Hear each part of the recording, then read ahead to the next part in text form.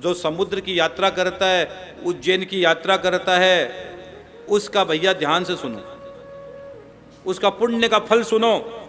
मनुष्य को चाहिए कि वह महापुण्य में क्षार समुद्र में, क्षीर समुद्र, क्षार समुद्र में स्नान करने से भक्तिपूर्वक पितरों का श्राद्ध करें, वहां स्नान कर अपने पितरों का तर्पण करें और पितरों का श्राद्ध करें क्षार समुद्र में।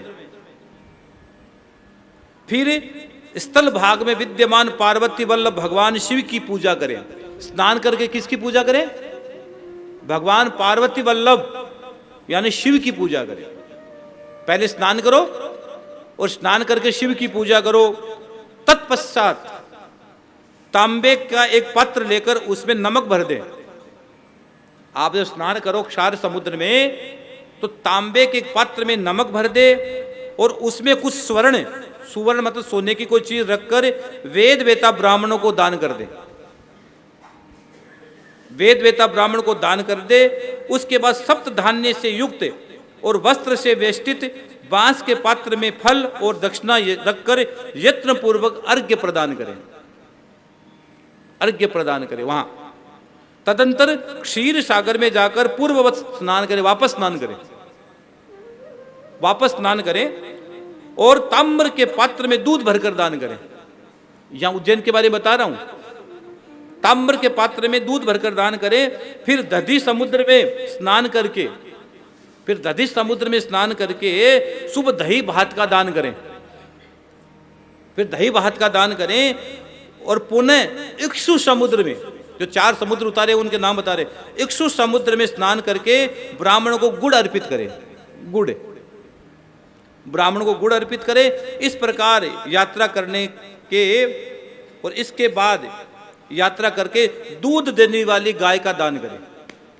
एक गाय का दान करें जो दूध देती हो, जर्सी नहीं, देसी गाय, भैंस का मत कर देना। जो इस विधि से राजस्थल के समीप यात्रा करता है यानी उज्जैन के यहाँ यात्रा करता है, वह कल्याणमयी लक्ष्मी और सुंदर पुत्र प्राप्त होता है। उसके घर में पुत्र की प्राप्ति होती है और कल्याणमयी लक्ष्मी, जो आपको, वो लक्ष्मी जो आपका कल्याण करेगी। लक्ष्मी के अलग रूप है भैया, बहुत प्रकार की लक्ष्मी है। कोई लक्ष्मी तो घर में आग लगा देती है और कई घर में लक्ष्मी भगवान की भजन करवा देती है। हाँ, लक्ष्मी के अलग अलग रूप है। हाँ,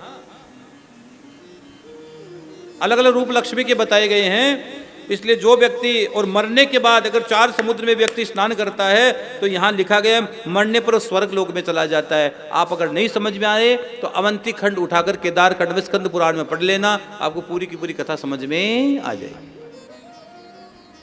जो स्नान कर लेता है, यहाँ पर क्षिप्रा में स्नान कर लेता है, समुद्र के जल में स्नान कर लेता है, आचमन कर लेता है, इस चीज का जो मैंने लिखा है इसका दान कर देता है, तो उनके घर में बेटा होता है, पुत्र की प्राप्ति होती है, वंश बढ़ता है और उसके घर में आनंद की प्राप्ति, लक्ष्मी डेरा डाल के बैठ जाती है, रिद्धि सिद्धि सहित, ये कथा कहती है। समझ में आई कि नहीं आई बात?